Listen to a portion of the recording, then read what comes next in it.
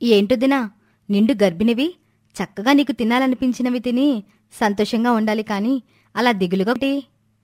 మరేం చేయాలోదినా, మన వీడియోస్ని చాలామంది సబ్స్క్రైబ్ చేసుకోకుండానే చూసి వెళ్ళిపోతున్నారు. కొంతమంది వీడియో చూసి కనీసం లైక్ కామెంట్ కూడా చేయడం లేదు. మరి మనం చేస్తున్న ఈ ప్రయత్నం వాళ్ళకి నచ్చుతుందో లేదో మనకెలా తెలుస్తుందో దినా, వాళ్ళు చెప్పాలి కదా. ప్లీజ్ వ్యూయర్స్, మొదటిసారి మా వీడియోని చూస్తున్నవారు మా ఛానల్ని వీడియో స్టార్టింగ్లోనే సబ్స్క్రైబ్ చేసుకోండి. మేం చేసే వీడియోస్ మీకు నచ్చినా, మా నుండి ఏదైనా చేంజ్ కోరుకుంటున్నా కింద కామెంట్ బాక్స్లో తెలియజేయండి. మీకు మా వీడియోస్ నచ్చితే మీ ఫ్రెండ్స్తో షేర్ చేసుకోండి. మమ్మల్ని ఎంకరేజ్ చేయండి. వదినా, పక్కనే ఉన్న బెల్ ఐకాన్ని నొక్కమని చెప్పలేదు నువ్వు. అది నొక్కితేనే కదా మన వీడియోస్కి సంబంధించిన అప్డేట్స్ నేరుగా నోటిఫికేషన్ రూపంలో వ్యూయర్స్కి తెలిసేది. అందరికీ నమస్కారం. ఈరోజు మనం తెలుసుకోబోతున్న కథ అక్క కూతురు. భృగోదరపురం అనే ఊరిలో జమీందారు ఆనందభూపతి కుటుంబానికి చాలా గుర్తింపుంది. ఒక్క ముక్కలో చెప్పాలంటే ఆ ఊరులాంటి ఎన్నో ఊళ్ళకి గతంలో ఆ కుటుంబీకులే యజమానులు అనుకోవచ్చు. రోజులు మారుతున్నాయి.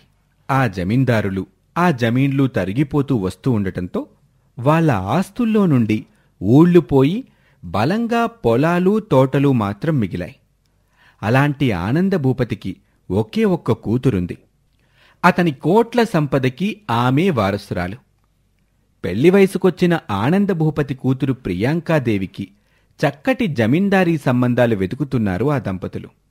అలా ఒక సంబంధం గురించి మాట్లాడుకుంటూ, ఏవండి, ఆ పిఠాపురం జమీందారి గారి మనవడి సంబంధం మన అమ్మాయికి, మన తాహతికి సరిగ్గా సరిపోతుందండి.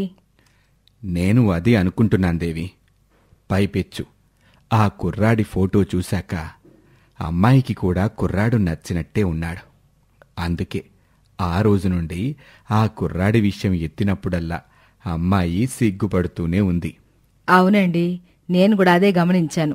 మరైతే ఇంకెందుకు ఆలస్యం చెప్పండి, ఆ అబ్బాయిని చూసుకోవడానికి ఒకరోజు వెళ్ళేసొచ్చేద్దాం అని తమకి తగ్గ సంబంధం కావటంతో ఆ పెళ్లి చేయటానికి ఆ జమీందారు దంపతులు చాలా తొందరపడ్డారు.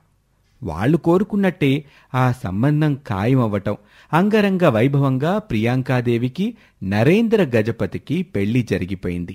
పెళ్లై అత్తారింటికి వెళ్లిన ప్రియాంకకి అక్కడ మంచి గౌరవ మర్యాదలు దొరికాయి. అలా అత్తారింట్లో ఆమెకు రోజులు చాలా ఆనందంగా గడుస్తున్నాయి. దానికి తోడు పెళ్లైన ఏడాదిలోపే ప్రియాంక ఒక ఆడబిడ్డకి తల్లయింది. ఆ పిల్ల పుట్టాక వాళ్ల జమీనాస్తులు రెట్టింపవటంతో ప్రియాంక కూతురు లావణ్యకి 5 ఏళ్లు వచ్చేసరికి ఆమెను చాలా గారాబం చేయసాగారు ఆ కుటుంబం వాళ్ళు. ఇక ఇదంతా ఇలా ఉంటే పెళ్లై కూతురు అత్తారింటికి వెళ్ళిపోయాక ఆనందభూపతికి తరచూ అనారోగ్యం వచ్చేది. అలా జరగటంతో అతనికి జీవితం మీద కొత్తగా భయం మొదలైంది. ఏవండి, ఎందుకు లేనిపోని భయాలు పెంచుకుని మీ ఆరోగ్యాన్ని పాడు చేసుకుంటున్నారు? మీ భయం అర్థం లేని భయమేనండి. అలా అంత తేలిగ్గా తీసి పడేకు దేవి. ఇప్పుడు నాకు ఆరోగ్యం పాడయ్యాక గానీ తెలియటం లేదు దేవి.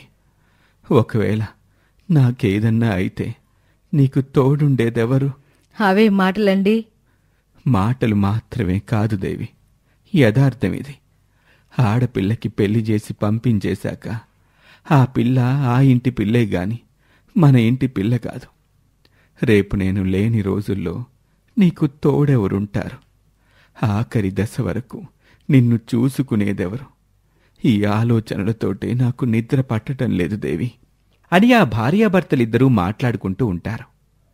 ఆనందభూపతి ఆప్తమిత్రుడు ఆనందభూపతిలాగా డబ్బు లేకపోయినా స్నేహం కోసం ప్రాణమిచ్చే వ్యక్తి ప్రభాకరం.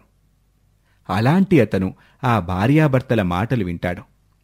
చూడ్రా ఆనందు, ఇంత చిన్న విషయం గురించి నువ్విలా బెంగ పెట్టుకోవడమేమీ బాలేదు. ఆ దేవుడు మీకు మగపిల్లల్ని ఇవ్వలేదని ఈ వయసులో బాధపడుతూ ఉండే బదులు చక్కగా ఏ అనాథాశ్రమం నుండైనా మీకు నచ్చిన పిల్లాన్ని తెచ్చి పెంచుకోవచ్చు గదా. అలాంటి పిల్లలకి ఒక జీవితం వచ్చినట్టయినా ఉంటుంది. నిజమేనండి, అన్నయ్య చెప్పినట్టు ఒక అనాథ పిల్లాన్ని తెచ్చుకొని పెంచుకుందాం. మీరు భయపడుతున్నట్టు మీకేదైనా జరిగినా, లేదా మీకన్నా ముందు నాకేదైనా జరిగినా మనకి వాడే దిక్కవుతాడు. ఏంటమ్మా, ఇంక నువ్వు కూడా మొదలు పెట్టావా అంటూ తనకున్న చనువుతో వాళ్ళిద్దరి నోర్లు మూయించాడు ప్రభాకరం. ఈ విధంగా ఒక అనాథాశ్రమంలో తమకి నచ్చిన ఒక కుర్రాన్ని ఎంపిక చేసుకున్నారు. ఆ కుర్రాడి పేరు సీను. అతని పేరు శ్రీనైనా సరే వీళ్లు దత్తత తీసుకున్నాక కేశవ భూపతిగా పేరు మార్చి ఒక 9 ఏళ్ల కుర్రాన్ని పెంచుకుంటున్నారు ఆ జమీందారీ దంపతులు. అలా తన తల్లిదండ్రులు తనకి చెప్పకుండా ఒక కొత్త వారసుని తెచ్చి పెంచుకుంటున్న విషయం కాస్త ఆలస్యంగా తెలిసింది తమ సొంత కూతురు ప్రియాంకకి. అందుకే తన 5 ఏళ్ల కూతురు లావణ్యని వెంటబెట్టుకునొచ్చి తన తండ్రితో ఇలా అంటుంది.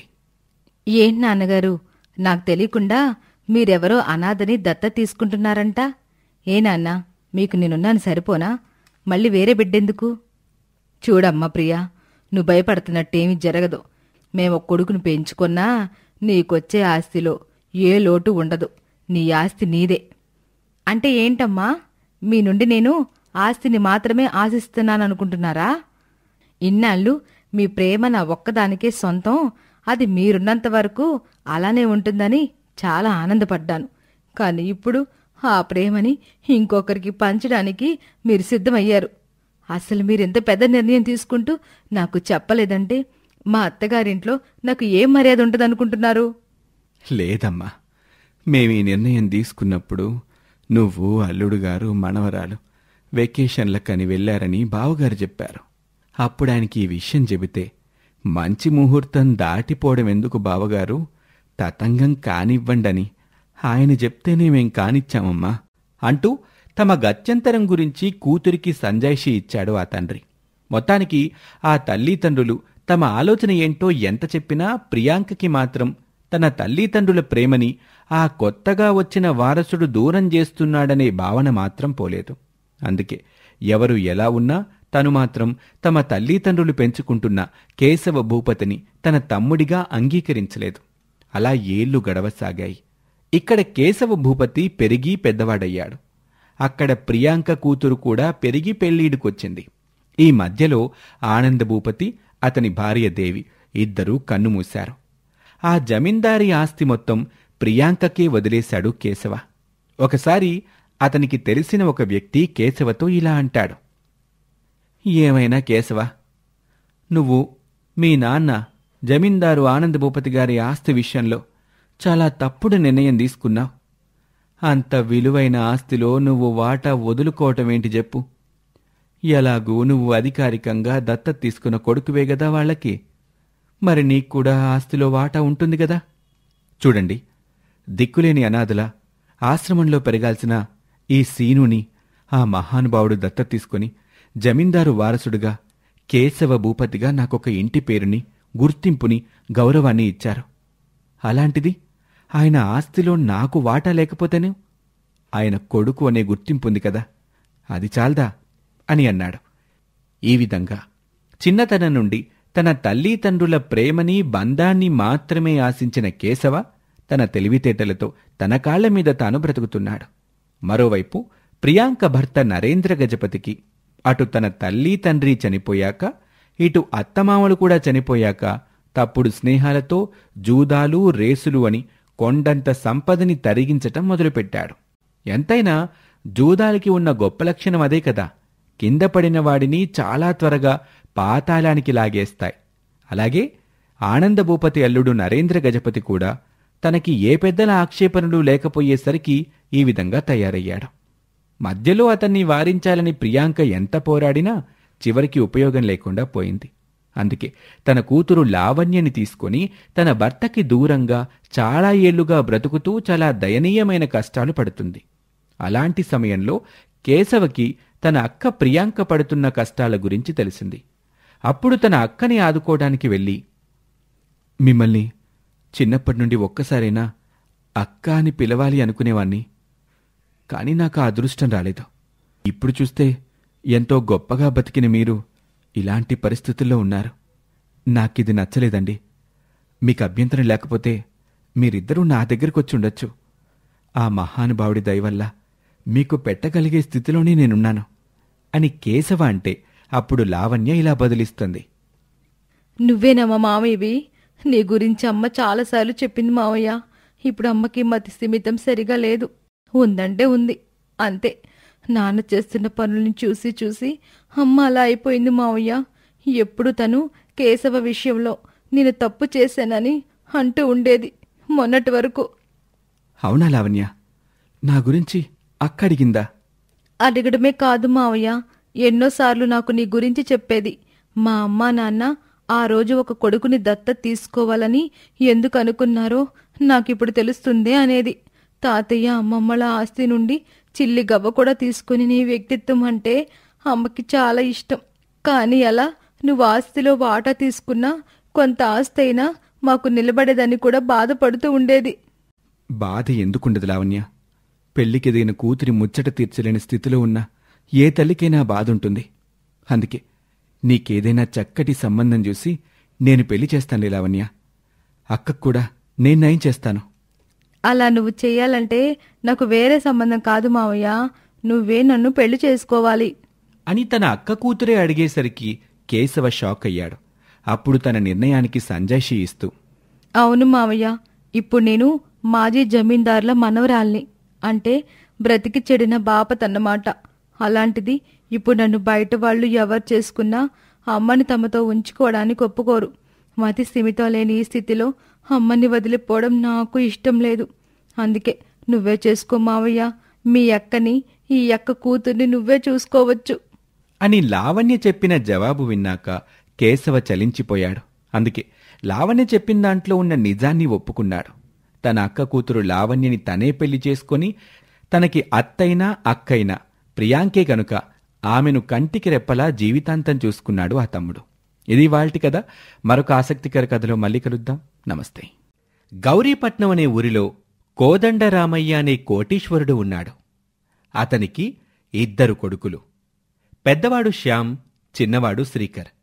నిజానికి అంత డబ్బున్న కుటుంబమైనా ఆ ఇంట్లో ఎవ్వరికీ ఆ డబ్బు వల్ల వచ్చిన దర్పం కాని అహంకారం కాని ఉండవు. అందరూ తోటివారితో చాలా కలివిడిగా ఉండేవారు. ఎదుటివారి కష్టాన్ని విని తీర్చటమే కాకుండా వాళ్ల కష్టం గురించి తెలిసిన వెంటనే ఆ కష్టాల్లో ఉన్నవాళ్ళని ఆదుకునేవారు. అలాంటి కోదండరామయ్య తన పెద్ద కొడుకు శ్యామ్కి పెళ్లి చెయ్యాలనుకుంటున్నాడు. అందుకు తగ్గ సంబంధాలు చూడమని ఒక మనిషికి పురమాయించాడు కూడా. అలా శ్యామ్ కోసం వచ్చిన సంబంధాలలో ఆ పక్క ఊరిలో కాస్త ధనవంతుడైన వైకుంఠం కూతురు ప్రియతో సంబంధం దాదాపు ఖాయమైంది. పెళ్లి ఖాయమయ్యాక ఒకరోజు వైకుంఠం తన కూతురు ప్రియ దగ్గరికొచ్చి, చూడమ్మా ప్రియ, నీ అదృష్టమో మా అదృష్టమో గాని మనకన్నా 2 రెట్లు డబ్బున్న సంబంధం నీకు కుదిరింది. ఆ కోదండరామయ్య అంటే డబ్బులోనూ ఆస్తిలోనే కాదు, మంచి పేరులో కూడా మన జిల్లాలో ఆయనకి సాటి ఇంకెవ్వరూ ఉండరు. అంత చక్కటి ఇల్లు, చక్కటి మనుషులమ్మ వాళ్ళు. నిజంగానా నాన్నా? వాళ్ళంత మంచోళ్ళా? మామూలు మంచివాళ్ళు కాదే పిచ్చి తల్లి, చాలా చాలా మంచోళ్ళు. అసలు అలాంటి వాళ్ళు మన సంబంధాన్ని ఎత్తుకోవటమే పెద్ద విషయం. కనుక నువ్వు నాకొక మాట ఇవ్వాలి తల్లి. చెప్పు నాన్నా, ఏంటది? మరేమీ లేదే, ఎలాగూ నువ్వా ఇంటికి పెద్ద కోడలివి కాబోతున్నావు గనక ఆ ఇంట్లో అందరితో చక్కగా మసులుకొని నువ్వేం చెప్పినా వాళ్ళు వినేలా చేసుకున్నావనుకో. అలా మీ మరిదికి మన మైత్రికి కూడా ముడిపెట్టేస్తే నాకు, బాబాయికి, ఇద్దరికీ మనసు ప్రశాంతంగా ఉంటుంది. పైగా మీరిద్దరూ అన్నదమ్ముల పిల్లలే అయినా సొంత అక్క చెల్లెల్లాగానే ఉంటారు గనక ఆ నట్టింట్లో తోటి కోడళ్ళగా మీరిద్దరూ తిరుగుతూ ఉంటే మేం ఆనందంగా చూస్తామమ్మా.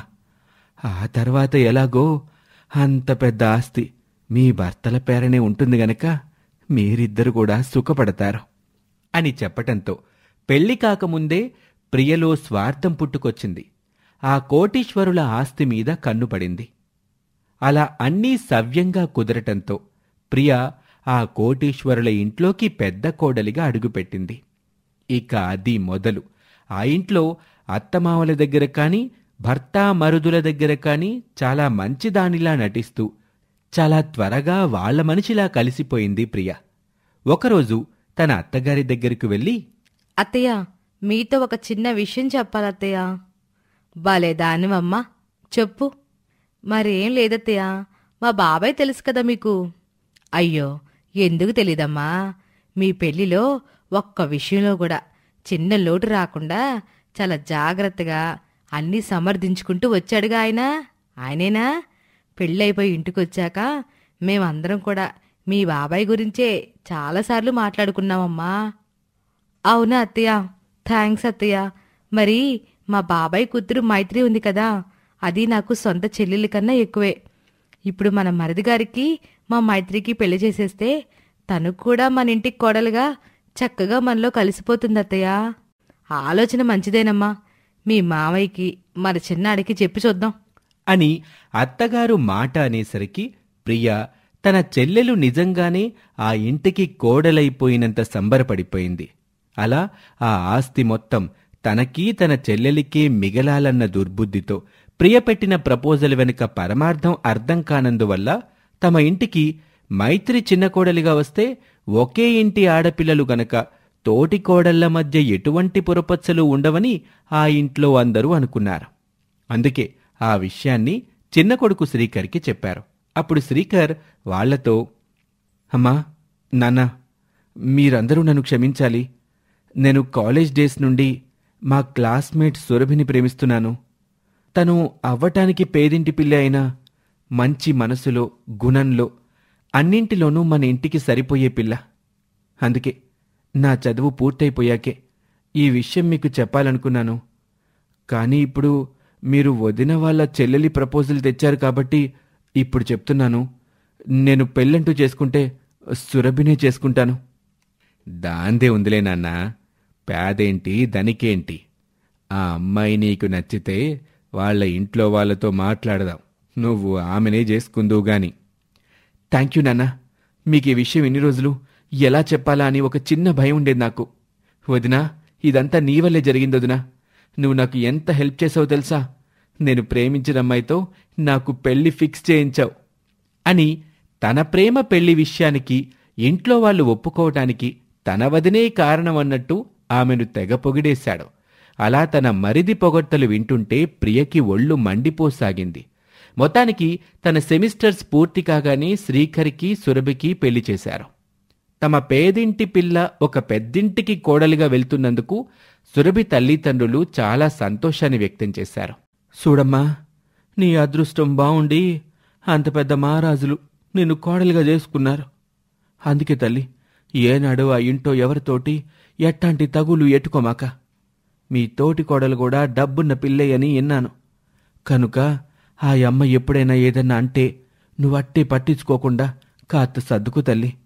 నీకు పట్టిన ఈ అదృష్టం మాం చచ్చిపోయేదాకా సెరిగిపోనీకమ్మా.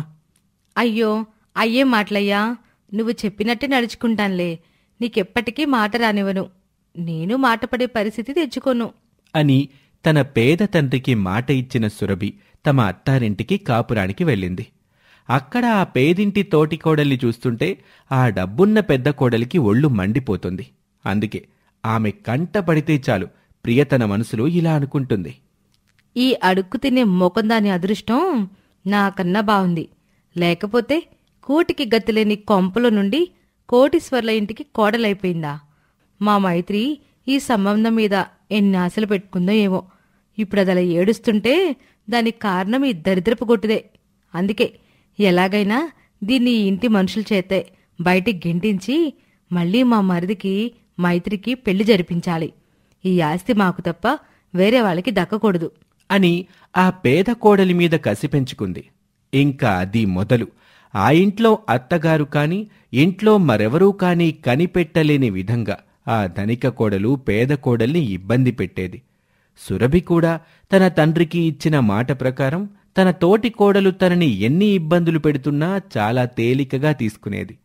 అలా కొన్నాళ్లకి ఆ తోటి కోడలిద్దరూ ఒకేసారి గర్భవతులయ్యారు అన్న వార్తతో ఆ ఇల్లు సంతోషాలతో సంబరాలు చేసుకుంది.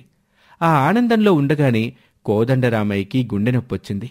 అందుకే అతనికి మంచి వైద్యం కోసం కోదండరామయ్య, ఆమె భార్య ఇద్దరూ విదేశాలకు వెళ్లారు. ఇక్కడ గర్భవతులుగా ఉన్న కోడళ్ల దగ్గర తమ కొడుకులు ఇంటెడు పనివారు ఉన్నారన్న ధీమాతో వాళ్ళు వెళ్లారు. అలా ఇంట్లో ఆ గర్భవతి తోటికోడళ్ళు మాత్రమే ఉండే సమయాలలో కావాలనే పనివాళ్లను బయటకు పంపించి పేద గర్భవతి తోటికోడలితో కావాలనే అతి కష్టమైన పనులు చేయించుకునేది ఆ పొగరుబోతు డబ్బున్న గర్భవతి తోటికోడలు. ఇదిగో సురభి, నాకు మధ్యాహ్న భోజనంలోకి టొమాటో రోటి పచ్చడి తినాలని ఉంది. నువ్వు రోట్లో నూరుబెట్టు. నేనా? నేను కింద కూర్చొని ఎలా చేస్తానక్క? నాకు నీలాగే నెలలు నిండున్నాయి కదా. పనివాళ్ళు వచ్చాక చేయిద్దాంలే. అంటే ఆ పనివాళ్ళు వచ్చే వరకు నేను తిండి తినకుండా ఉండాలా? అయినా నువ్వేమైనా నాలాగా డబ్బులో సుకుమారంగా పెరిగావా ఏంటి? ఆ మాత్రం పనులు చేతకావా? నీకిదేనా మీ ఇంట్లో వాళ్ళు నీకు నేర్పింది? అని తన ఇంట్లో వాళ్ల పేరు ఎత్తేసరికి వాళ్లకి మాట రాకూడదని మరో నెలకో ఎప్పుడో బిడ్డనికనే స్థితిలో ఉండి కూడా తన ధనిక తోటికోడలి కోసం కింద కూర్చొని టమాటా పచ్చడి నూరింది ఆ పేద గర్భవతి కోడలు. అలా ఒక్కటే కాదు, కావాలని పనివాళ్లని బయటకు పంపేసి తను మాత్రం చక్కగా సోఫాలో రెస్ట్ తీసుకుంటూ తన పేద గర్భవతి తోటికోడలితో అతి కష్టమైన పనులు చేయించి ఆమె గర్భం పోగొట్టాలనే అనేక వెధవ ప్రయత్నాలు చేసింది. చివరికి ఆ తోటికోడలిద్దరికీ ఒకే రోజు నొప్పులొచ్చాయి. ఇద్దరినీ హాస్పిటల్కి తీసుకెళ్లారు. అక్కడ సురభి చక్కగా నార్మల్ డెలివరీలో ఒక మగబిడ్డని గనేసింది. కాని ప్రియ మాత్రం ఆపరేషన్ వరకు వెళ్లాల్సొచ్చింది. అంత ఆపరేషన్ చేసినా ప్రియ కడుపులో బిడ్డ ప్రాణాలతో మిగల్లేదు. అందుకే ఏడుస్తూ కూర్చున్న ప్రియ తన దగ్గరకొచ్చిన డాక్టర్తో, డాక్టర్, నిజం చెప్పండి. నేను కన్సీవ్ అయిన దగ్గర నుండి ఎంతో జాగ్రత్తగా ఉన్నాను. కానీ నా బిడ్డ నాకు దక్కలేదు. మరి ఆ సురభి డెలివరీకి వచ్చే వరకు అన్ని పనులు చేసింది కదా. మరి దాని బిడ్డ ఎందుకు ఏ ప్రాబ్లం లేకుండా పుట్టింది? చూడమ్మా, నువ్వు ఏ ఉద్దేశంతో అడుగుతున్నావో నాకు తెలీదు. కాని నీకు మొదటి నుండి చెబుతున్నా, ప్రెగ్నెంట్గా ఉన్నప్పుడు కొన్ని పనులు చేసుకోవాలి అని. శరీరానికి కొంత వ్యాయామం ఉండాలి. అప్పుడే కదా కడుపులో బిడ్డకి డెలివరీ అప్పుడు మీకు మంచిది అని చెప్పాం. కాని మేం చెప్పినా మీరు మా మాటలు పట్టించుకోలేదు. అక్కడ మీ తోటికోడల విషయంలో ఆ ప్రాబ్లం లేదు. అందుకే ఆమె నార్మల్ డెలివరీలో బిడ్డని కనింది. కానీ డాక్టర్, తను కడుపుతో ఉండి కూడా చాలా బండ పనులు చేసింది. ఎంతో బరువులు లిఫ్ట్ చేసింది. అయినా తన కడుపులో బిడ్డకి ఏం కాకుండా ఎలా ఉంది? అదేనమ్మా సృష్టి. ఈ రెస్ట్లు అవి డబ్బున్న వాళ్ళకే కాని కూలి పనులు చేసుకుని బ్రతికే వాళ్ళకేముంటాయి చెప్పండి. అలాంటి వాళ్ళు నెలలు నిండాక కూడా నెత్తిన బరువును మోసేవారు. అంతెందుకు, పని చేసుకుంటూ ఉండగా నొప్పులు వచ్చాయని హాస్పిటల్కొచ్చి 5 నిమిషాల్లో బిడ్డని కని వెళ్ళినవారు ఉన్నారు. అంటే ఏంటి? ఏ శరీరానికి తగ్గ లక్షణం ప్రకృతి ఆ శరీరానికిస్తుంది. నిజానికి అలా పనులు చేయటమే మీ తోటికోడలికి ఎక్కువ ప్లస్ అయింది. మీరు ఏం చేయకపోవటం వల్లే మీకు ఇలా జరిగింది అని డాక్టర్ చెప్పిన మాట విన్నాక ఆ ధనిక కోడలి అహంకారం మొత్తం దిగింది. ఇంతకాలం తను ఆరళ్ళు పెట్టాను అనుకున్న తన పేద తోటికోడలి అదృష్టమేంటో ఆమెకు అప్పుడు అర్థమైంది. ఇది వాల్టి కథ, పేద వర్సెస్ ధనిక గర్భవతి కోడలు. మరొక ఆసక్తికర కథలో మళ్ళీ కలుద్దాం. మా ఛానల్ని సబ్స్క్రైబ్ చేసుకోవడం మర్చిపోకండి. Thank you for watching. Ramapuram అనే ఊరిలో రమేష్, సుందరి అనే దంపతులు ఉంటారు. రమేష్కి అంజి అనే తమ్ముడు ఉంటాడు. రమేష్ తల్లిదండ్రులు కొన్ని రోజుల క్రితమే ఒక ప్రమాదంలో చనిపోతారు. అప్పట్నుంచి తన తమ్ముడు అంజిని రమేష్ తన కంటికి రెప్పలా చూసుకుంటాడు. అంజికి రవీంద్ర అనే స్నేహితుడు ఉంటాడు. అంజి, రవీంద్ర ఇద్దరూ చాలా సంతోషంగా ఊరంతా తిరుగుతూ ఆనందంగా గడిపేవారు. స్కూల్ అయిపోయిన తర్వాత అంజి ఆడుకుంటూ, పాటలు పాడుకుంటూ తన స్నేహితులతో కలిసి ఇంటికి చేరుకునేవాడు. ఇంటి దగ్గర తన వదిన సుందరి చేసే వంటకాలు తినేసి మళ్లీ ఆడుకోవడానికి వెళ్ళిపోయేవాడు. అయితే సుందరి మాత్రం అంజి అంటే చాలా కోపాన్ని ప్రదర్శించేది. ఎప్పుడూ ఏదో ఒక మాట అంజిని అంటూనే ఉండేది. అంజి తన వదిన అంటున్న మాటల్ని పట్టించుకునేవాడు కాదు. అలా సాగిపోతున్న కుటుంబంలో, రేయ్ అంజీ, అంజీ ఎక్కడున్నారా? మళ్ళీ ఆడుకోవడానికి వెళ్ళిపోయావా ఏంటి? ఎప్పుడూ నీకు ఆ ఆటల గోలింట్రా బాబు. అరే అంజీ, ఇలారా. ఏంటన్నయ్య పిలిచావు? నాకేమైనా తెచ్చావా? నీకు చూడు, కొత్త బట్టలు తెచ్చాను. త్వరలో పండగొస్తుంది కదా, అందుకే నీకు ఈ బట్టలు తెచ్చాను. వీటిని ఇప్పుడే నువ్వు వేసుకోకు, పండగ రోజే వేసుకోవాలి, సరేనా? అలాగే అన్నయ్య, భలే ఉంది. మా అన్నయ్య నాకు కొత్త బట్టలు తెచ్చాడోచ్. అంటూ అంజీ మళ్ళీ స్నేహితులతో ఆడుకోవడానికి వెళ్ళిపోతాడు. రమేష్ అంజీలని గమనిస్తూ ఉంటుంది సుందరి. కొత్త బట్టలు అంజీకి తెచ్చినందుకు కోపంతో రగిలిపోతూ ఉంటుంది సుందరి. ఇక తన భర్త మీద ఆ కోపాన్ని ప్రదర్శిస్తుంది. చిచి, నా బతుకు దరిద్ర బతుకు. ఆ దేవుడు నా తలరాత ఇలా రాసాడేంటి? మంచి మొగుడిని ఇస్తాడనుకుంటే ఇలాంటి మొగుడినిచ్చాడు. ఒక ముద్దు ముచ్చట లేదు. పెళ్ళం ఎలా ఉందో తెలుసుకోడు. ఎప్పుడు చూసినా తమ్ముడు తమ్ముడు అంటూ విర్రవీగిపోతూ ఉంటాడు. ఏంటే అలా మాట్లాడుతున్నావేంటి? మనకు వాడే కదా ఉంది. వాడిని బాగా చూసుకోపోతే ఎలా? నువ్వలా కఠినంగా మాట్లాడుకో. వాడింటే చాలా బాధపడతాడు. ఎప్పుడు మీ తమ్ముడు బాధపడతారని ఆలోచిస్తున్నారు. మరి నేను బాధపడుతున్నానో లేదోనని ఏ రోజైనా గమనించారా? మీకు భార్య మీద ప్రేముందా అసలు? నీకేం ఇబ్బంది చేశాను చెప్పు. నీకు ఈ ఇంట్లో ఏ బాధ రానివ్వట్లేదు కదా. దేనికి లోటు కూడా చేయట్లేదు. అయినా నువ్వు ఇలా మాట్లాడవేంటి? ఇప్పుడు నీకే సమస్య వచ్చింది చెప్పు. పండగొస్తుందని తెలుసు. మీ తమ్ముడికి మాత్రమే కొత్త బట్టలు తెచ్చారు. నేనంటూ ఒకదాన్ని ఉన్నానని తెలుసు కదా. నాకు తేవాలని మీకు తెలీదా? హోసి, దానికి అలా బాధపడితే ఎలా? పండగ ఇంకా వారం రోజులుంది. పండగ ముందు రోజు నిన్ను బట్టల షాప్కి తీసుకెళ్తాను. ఆ రోజు నీకు నచ్చింది తీసుకుందులే. అందుకే నీకు బట్టలు తీసుకురాలేదు. అబ్బా, భలే మాటలు మారుస్తున్నారే. ఎప్పుడు తమ్ముడి మీద ధ్యాసే. అబ్బా, ఈ గోలేంటసలు? ఇంటికొచ్చిన భర్తతో సంతోషంగా మాట్లాడదామని తెలీదా నీకు? ఇలా నీ మాటలతో నన్ను గుచ్చి గుచ్చి చంపుతూనే ఉంటావా? నేను మా పుట్టింటికి వెళ్ళాలి అనుకుంటున్నాను. ఈ పండగకి ఖచ్చితంగా వెళ్ళాలండి. రమేష్ సుందరి అలా మాట్లాడుకుంటూ ఉండగా అప్పుడే అక్కడికి అంజీ వస్తాడు. అంజీ వస్తూనే ఇంట్లో ఉన్న వంటకాల్లో చేతులు పెట్టి వాటిని తీసుకొని తింటూ ఉంటాడు. రేయ్ ఆగు, వాటిలో చేతులుది. నీకు కొంచెమైనా బుద్ధుందా అసలు? ఇప్పటి వరకు బయట ఆ దరిద్రపు మనుషులతో ఆడుకొని వచ్చావు కదా. ఆ మట్టిలో ఎక్కడ పడితే అక్కడ చేతులేసి కలిపావు కదా. ఆ దరిద్రానంతా తీసుకొచ్చి ఇంట్లో వంటల మీద పెడితే ఎలా? ఇందుకేరా నిన్ను తిట్టేది.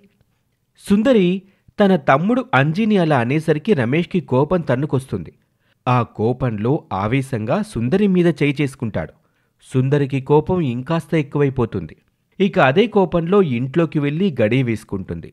రమేష్ ఎంతసేపు తలుపు తట్టినా కూడా ఆ తలుపులు తీయదు. సుందరి, అలా తమ్ముణ్ణి అరవద్దని నీకు చాలాసార్లు చెప్పాను కదా.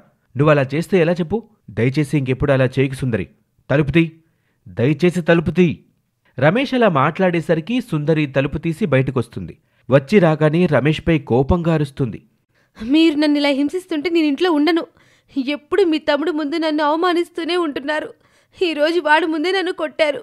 వాడు ముందు నాకు విలువ లేకుండా చేస్తున్నారు. ఇకపై నేను ఇంట్లో ఉండలేదండి. నేను మా పుట్టింటికి వెళ్ళిపోతాను. సుందరి అలా మాట్లాడేసరికి రమేష్ అక్కడి నుంచి వెళ్ళిపోతాడు. నాకు అర్జెంట్ పనిపడింది, నేను వెళ్ళొస్తాను. నీకు వచ్చేటప్పుడేం తీసుకురమ్మంటావా?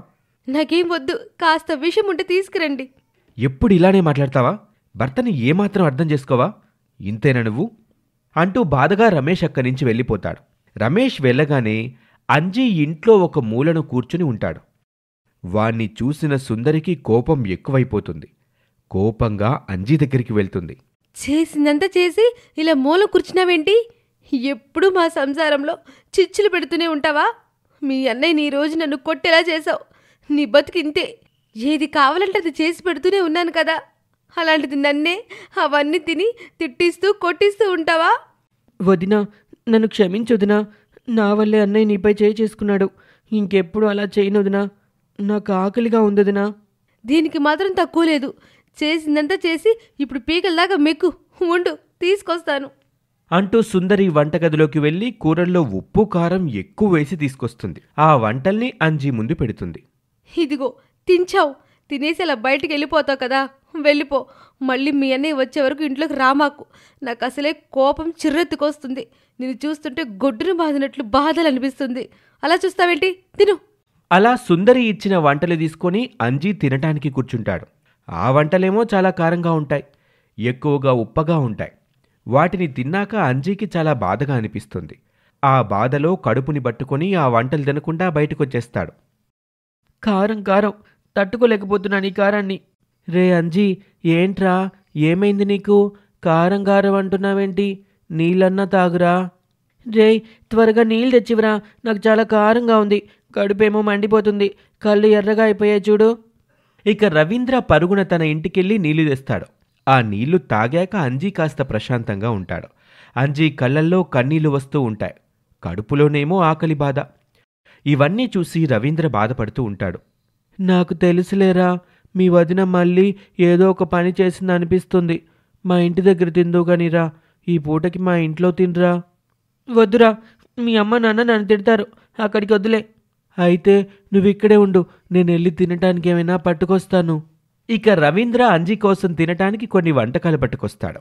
రోడ్డు పక్కన రవీంద్ర అంజీ కూర్చొని వాటిని తింటూ ఉండటాన్ని రమేష్ గమనిస్తాడు. మళ్ళీ సుందరి తమ్ముణ్ణి ఇబ్బంది పెట్టిందేమోనని తలుచుకుని బాధపడతాడు. తన తమ్ముణ్ణి తీసుకుని ఇంటికి వెళ్తాడు. సుందరి, తమ్ముడక్కడ వీధిలో తింటున్నాడేంటి? ఇంట్లో వాడికి నువ్వు అన్నం పెట్టలేదా? మాట్లాడుతుంటే సమాధానం చెప్పట్లేదేంటి? నేను పెట్టానండి, వాడే తినకుండా వెళ్ళిపోయాడు. అదిగోండి, వాడు వదిలేసిన కంచం కూడా అక్కడే ఉంది, చూడండి. రమేష్ ఆ కంచం దగ్గరికి వెళ్ళి చూస్తాడు. ఆ భోజనం కారం వాసన వస్తూ ఉంటుంది. ఒక్క ముద్ద నోట్లో పెట్టుకోగానే కారంతో రమేష్ కడుపు మండిపోతుంది. ఆ బాధని రమేష్ భరించలేకపోతాడు. సుందరి వెంటనే నీళ్లు తెచ్చిస్తుంది. రమేష్కి పట్టరానంత కోపం వస్తుంది. ఏంటి సుందరి ఇలా చేశావు? వాణ్ణి బిడ్డలాగా చూసుకుంటున్నావు అనుకున్నాను, ఇలా చేస్తున్నావు అనుకోలేదు. దయచేసి వాణ్ణి ఇబ్బంది పెట్టకు సుందరి, నిన్ను ప్రాధేయపడుతున్నాను. వాడికి మనం తప్ప ఎవరూ లేరు. ఇంత కారం వేస్తే నేనే తట్టుకోలేకపోయాను. వాడెలా తింటాడు చెప్పు? ఇలా హింసించకు సుందరి, దయచేసి వాణ్ణి ఇలా హింసించకు. రమేష్ అలా కోపంగా బాధతో మాట్లాడేసరికి సుందరి ముఖం తిప్పుకొని అక్కడి నుంచి వెళ్ళిపోతుంది. రమేష్ తన తమ్ముణ్ణి కౌగిలించుకుని ఏడుస్తూ ఉంటాడు. ఇక ఆ తర్వాత ఏం జరుగుతుందో హింసించే వదిన 2వ భాగంలో తెలుసుకుందాం. ఈ స్టోరీ మీకు నచ్చితే లైక్ చేయండి, కామెంట్ చేయండి. ఇలాంటి ఇంట్రెస్టింగ్ స్టోరీస్ మరిన్ని వినటం కోసం మా ఛానల్ని వెంటనే సబ్స్క్రైబ్ చేసుకోండి. Thank you for watching.